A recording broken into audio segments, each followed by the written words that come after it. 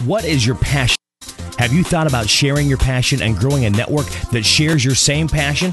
That is what you're doing when you become a connector with DesMoinesAmplified.com. DesMoinesAmplified.com is a great way to grow your network and share your passion. To get more information about being a connector with Des Moines Amplified, email Des Moines Amplified at info@DesMoinesAmplified.com. And you can start sharing your passion and growing your network today. If your passion is health, spirituality, business, keeping up with current events, or even what's going on with your community, a great way to share your passion is being a connector at DesMoinesAmplified.com. Take the first step and contact Des Moines Amplified about being a connector and start sharing the passion that drives you every day by connecting with others that share the same passion. Contact Des Moines Amplified, info@DesMoinesAmplified.com, and start being a connector today.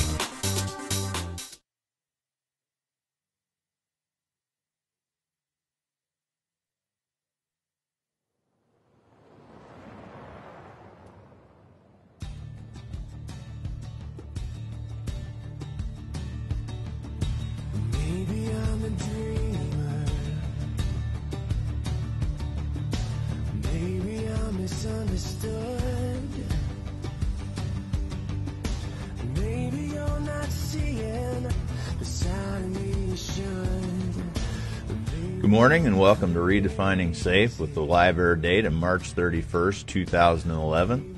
Our in-studio guest today is Bob Kraus, and I'm really pleased to have him as a guest to not only talk about some of his passions, but also to kind of, as we talk about on the show often, of going from the action, ACT/SHUN, and having a call to action.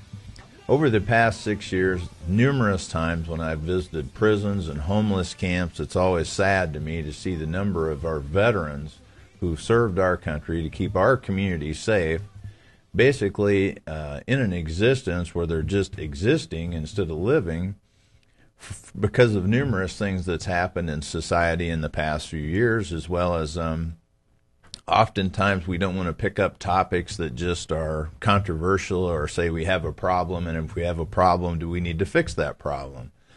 And then it's also nice that as I've researched many different reentry programs and many different training programs, job training programs, and services that should help people, sometimes they're missing that sustainability piece, and most of the time they're missing the identity piece. If we help someone help themselves, they then have an identity, and they're able to not only help themselves, but oftentimes we see that they help others. And that's where we get a real sustainable growth, and the community can get their head around the fact that we're not just funding something to be funding something to be funding something. Instead, it has some sustainability.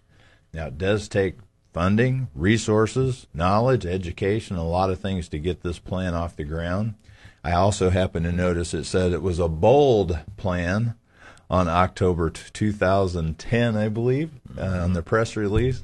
And I like bold because two things. Number one, it's saying that if the public views it as bold, that means we're going to have to make some noise to make it happen. That's by right. making noise, we can have some education around the topic. Bob Kraus, why don't you introduce yourself, a little about you first before we talk about the topic so people get to know you. And keep in mind, we're on a worldwide radio station, so let's raise some awareness today. Okay, thanks, Paul. It's good to have this opportunity to be in front of your viewers and your listeners. I'm raised in Iowa. Grew up on a farm, was in the legislature for about 6 years. Have run for statewide office twice, once for Treasurer of State, once for United States Senate. I've been 28 years in the Army Reserve, retired from that. And my first experience with PTSD was when I was a young company commander after Vietnam. There was a fellow in my unit, a sergeant, who disappeared one day, didn't know where he was. And we found him at the end of the day after searching. He had crawled under a truck, a 5-ton truck, to change the oil. While he was down there, he had a flashback. He had been a tunnel rat in Vietnam, Wow. and he imagined that he was in a tunnel again. He couldn't move forward, couldn't move back, couldn't move left, couldn't move right, and went into a closed adrenaline loop. And he was down there in it until we pulled him out. I asked one of the other sergeants, had they ever seen anything like that? And he said to me, yeah, sure, it happens to me all the time. And his story was that he had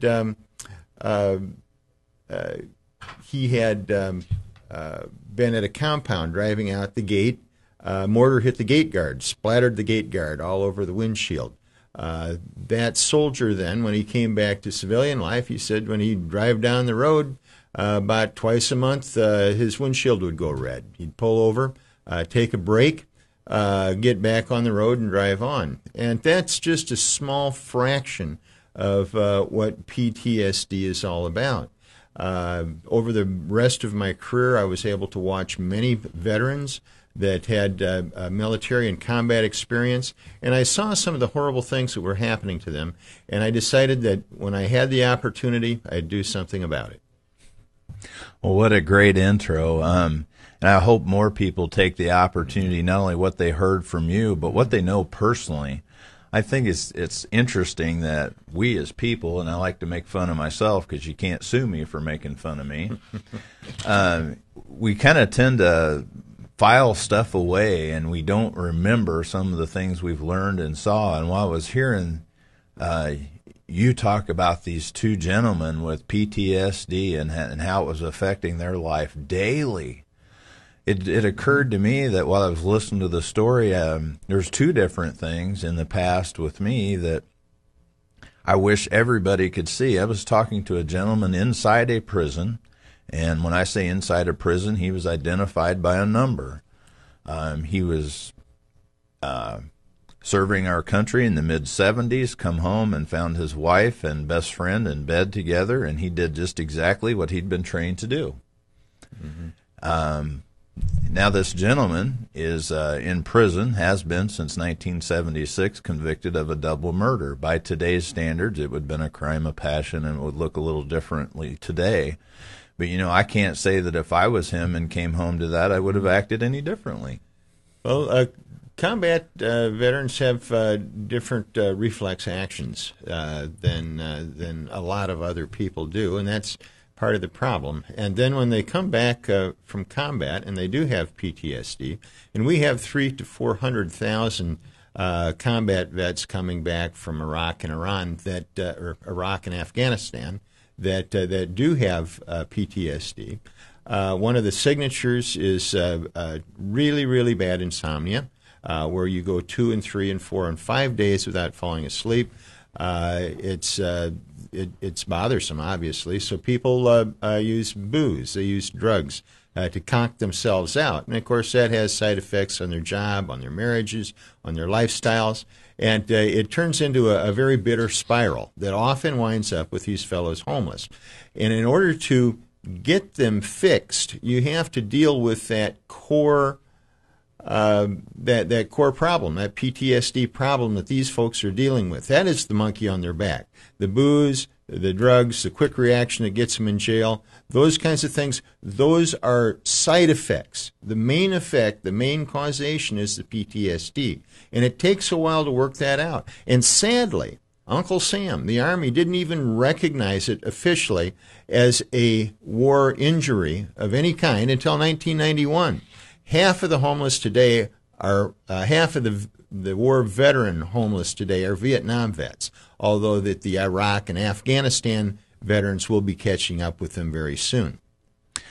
And I was thinking as you was telling about that too, not only did the government not recognize till 1991 that we had a problem, look what happened with our general population. If the government don't see it as a problem, it doesn't get any press, it doesn't get any solutions, which means it doesn't get any resources.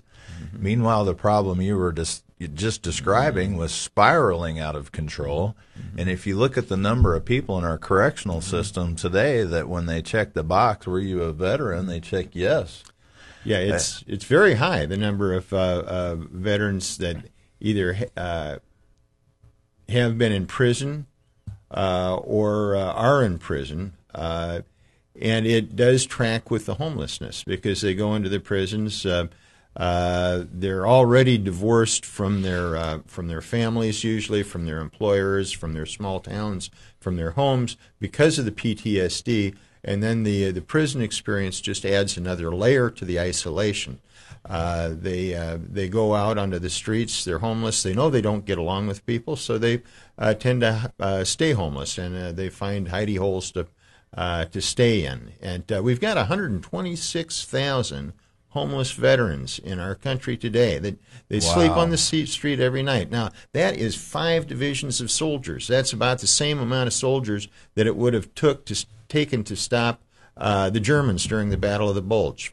126,000 soldiers. Wow. I had no idea the number was that huge. I was once at a prison that had 500 men living there and couldn't believe the percentage in that prison, but I didn't know that that was the national number. When we come back from the break, let's talk about that and maybe some things we can do to change those numbers.